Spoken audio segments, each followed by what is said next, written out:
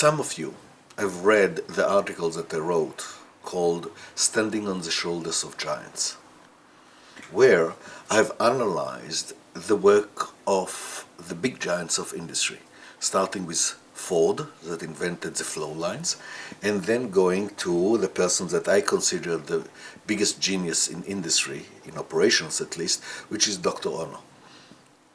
The one that have not just invented but implemented the Toyota production system, the one that all of Lean came out of it. And what I have tried to show in that article is that they followed rigorously the four elements, the four basic steps of flow.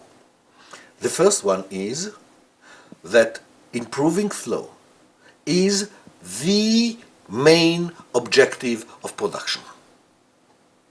Exactly like we said before. The second one is that in order to go about it, not just give it lip service, you have to establish a mechanism and to implement a mechanism that prevents overproduction. Yes, flow lines are so effective not because they are conveyor belts, but because there is limited space in front and after every work center in a line. And if this in a line, a work center filled up the space after it, and it continues to produce and spill it on the floor, nobody regards it as effective. In other words, the real thing there is don't produce when it's not needed. Same thing is definitely for the Kanban system. You don't have a Kanban card, you may be a very expensive worker working on a very expensive machine, but if you don't have a card, you are not allowed to produce. These are the mechanism to prevent overproduction. That's the first step, because otherwise the flow is populated with so many things that shouldn't be there. And then improving the flow does not help the company, it just improves and enable us to do faster the things that we shouldn't do in the first place. What we've done so far is we actually implemented the mechanism that prevents overproduction. Haven't you noticed? We've established what the levels that we need from finished goods, and we are making sure that only those levels will be maintained, no more.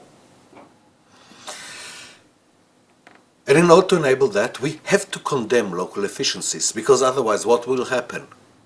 Now that we have excess capacity, even if the inventories are appropriate, even if we have reached all the levels that we wanted to reach in finished goods, since we do have people which don't have what to do all the time, we will make sure that they are working. In other words, we will violate the basic rule of flow.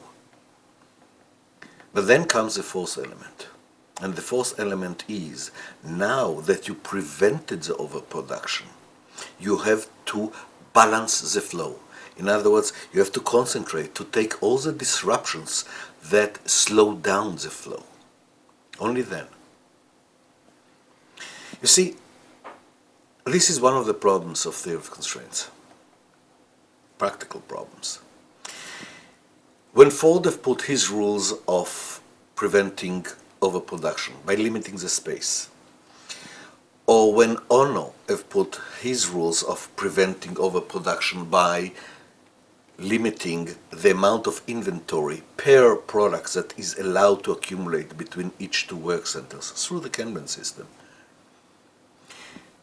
the immediate result of these actions was that the total output of the company, the throughput, went down. And that's why there was no choice but to continue immediately to start to improve the flow by addressing the local processes. The problem of TOC is that the mechanisms that we are using to prevent overproduction, rather than reducing the throughput of the company, of increasing it dramatically while reducing the inventories. And because of it, there is a tendency to think that we're finished, that it's okay, that we've already got all the improvements. No way. We do have to continue, exactly like Ford and Ono have done. We have to continue to deal now with the local disturbances in order to improve things by another order of magnitude. That's imperative. But this does not mean that we have to deal with every disruption, because there are so many disruptions, there are so many things that can be corrected. The question is to build the mechanism that prioritize which disruption should be dealt with. You know what will happen otherwise. What disruptions are we going to deal with? Not the ones that it's important to take out, but the ones that we know how. Grave mistake. In lines, it's so obvious what to deal with. Because if one work center in the line stops, very soon the whole line stops. In Kanban, in just-in-time or lean Toyota production system, Ono had to establish a whole mechanism in order to guide where should the disruption be dealt with.